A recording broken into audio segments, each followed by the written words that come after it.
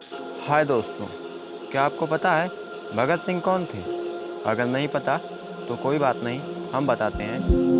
भगत सिंह का जन्म 27 सितंबर सन 1907 को लॉयलपुर ज़िले के बंगा में हुआ था। इनके पिता का नाम सरदार किशन था और माता का नाम विद्यावती कौर था।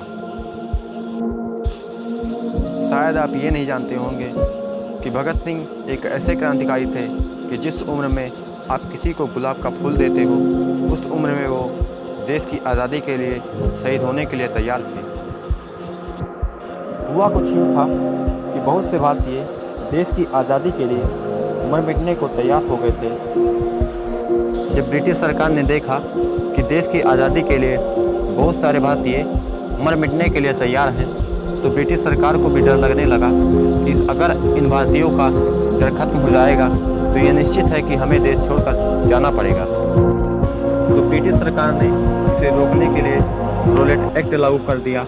रोलेट एक्ट का तात्पर्य यह था कि अगर कोई भारतीय ब्रिटिश गवर्नमेंट के खिलाफ कोई षड्यंत्र रचता है मतलब आंदोलन करता है या ब्रिटिश सरकार के खिलाफ लोगों को भड़काता है, तो उस पर बिना कोई कार्यवाही किए हुए 2 वर्षों की उसे जेल हो जाएगी।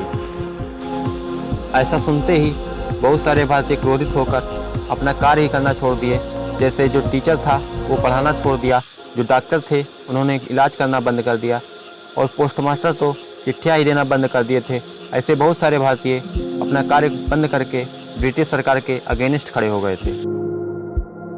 अब अंग्रेज सरकार ने जब ऐसा देखा कि भारतीय मान ही नहीं रहे हैं, तो उनके ऐसे कारनामों से मार्शल लॉ पारित कर दिया। मार्शल लॉ का मतलब है सैन्य शासक, और सैन्य शासक पूरा कंट्रोल जनरल डायर को दे दिया। जनरल डायर एक ब्रिटिश अधिकारी था। अब जनरल डायर ने किया क्या, जब बहुत सारे भारतीय गांवों और शहरों से अमृतसर के एक मेले के मैदान में इकट्ठा हुए, तो जनरल डायर ने मैदान में जितने भी लोग थे, बूढ़े बच्चे औरतें, उन सभी पर अंधाधुंध गोलियां चलवा दी। तो जब भगत सिंह ने ऐसा देखा तो उनका खून खौल उठा और उन्होंने क्या किया, अंग्रेज़ों को बहुत सारी हानियाँ पहुँचाई और मालगाड़ियाँ लूटी और बम फेंक दिए। ऐसा देखते ही अंग्रेजी सरकार ने किसी तरह से भगत सिंह को पकड़ा। दरअसल में भगत सिंह को अंग्रेज पकड़ ही नहीं पाते थे, क्योंकि भगत सिंह समय समय पर अपना भेष बदल लेते थे। तो अंग्रेजों ने भगत सिंह को पकड़ा और उन्हें फांसी की सज़ा सुनाई। अब भगत सिंह को जेल में डाल दिया गया और भगत सिंह एक ऐसे महापुरुष थे कि उन्होंने जेल में भी बहुत सारी पुस्तकें पढ़ी और लिखी।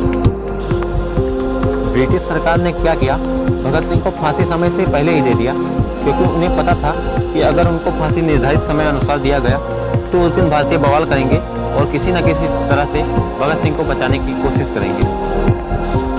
इसलिए ब्रिटिश सरकार ने भगत सिंह को फांसी निर्धारित समय से पहले ही दे दिया।